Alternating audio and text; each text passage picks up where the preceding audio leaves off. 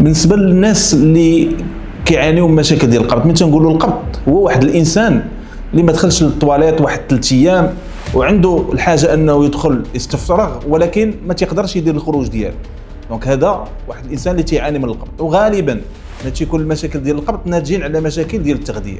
يا اما الانسان مثلا اكثر من الخبز ومن اللحوم، قلل من الاستهلاك ديال الخضروات، ما تيشربش الماء مزيان، ما دارش الرياضه. الناس غالبا ما تيديروا انهم يقلبوا على الحل السريع، الوغ كل حل راه كاين عندهم في التغذيه ديالو.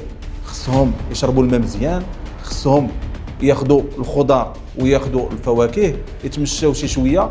الحاجه اللي تيجيب معاها الله التيسير، الانسان تيقدر يستفرغ بلا ما يحتاج الادويه اللي غادا تسهلوا. القبض يقدر يكون خطير على الجهاز الهضمي، بحيث انه يقدر يؤدي لمجموعه ديال المضاعفات، منها انه المريض يبانوا عنده البواسير، يتجرح من الشرج ديالو، يدوز بالدم. يعني هذه كلها مضاعفات اللي يمكن لنا نتفاداوها الى احترمنا التغذيه ديالنا باش نتجنبوا بحال هذه المشاكل.